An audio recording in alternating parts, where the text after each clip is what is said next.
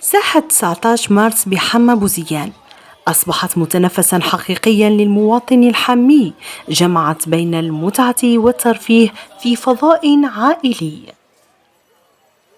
بعد وضع هذه ساحة 19 مارس للاستغلال من طرف السيد الوالي، التي تعد ساحة عمومية فضاء للراحة والاستجمام للمواطنين وعائلات وشباب سكان بلدية حما بوزيان. وهذه الساحة تعد من ممتلكات البلدية لتثمين الممتلكات واستغلالها كخلق للثروة للبلدية من أجل إنشاء ساحات أخرى في البلدية، وهذا يعتبر مكسب. تثمين واسع لمواطني حما بوزيان وإقبال كبير للعائلات بعد إعادة تهيئة الساحة من طرف السلطات البلدية والولائية، متمنين أن يمتد لمناطق أخرى ببلديتهم بما يحقق الحيوية والحركية. بعد تدشين السيد والي ولاية قسنطينة لهذه الساحة الجميلة ببلدية حما بوزيان، قرية الأطفال تحط الرحال بهذه المدينة المضيافة برعاية السيد رئيس المجلس الشعبي البلدي، تثمينا لممتلكات الدولة وأيضا خلقا لفضاءات الراحة والاستجمام للعائلات في جو محترم. كما ترون العائلات راهي موجودة بكثرة والحمد لله، وسط وأمن وسلام. بين خويا فضاءات كيما هذه في حما بوزيان يطوروها ويزيدوا يوسعوا في الساحات، 3 ساحات 4 ساحات، حاجه مليحه للاطفال تاعنا.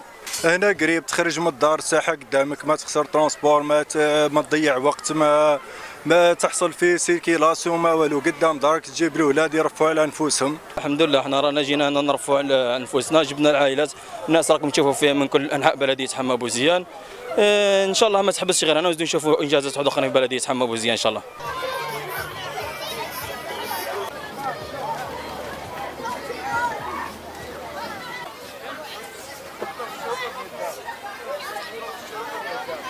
جينا نلعبوا لهنا، هذه جيت مع بابا لهنا نلعبوا، هذه حاجة مليحة.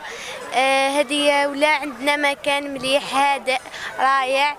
جيت مع بابا نحن ألعب، جبني حال كي كل بابا جيب لي النوم.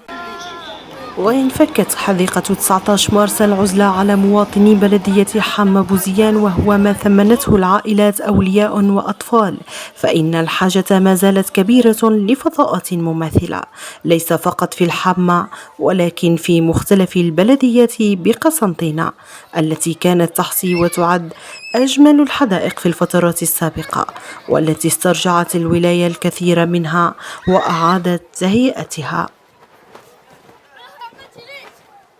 حطبة خبز حطبة حطبة خبز حطبة حطة انا النيلوى وانت تاع الصحة.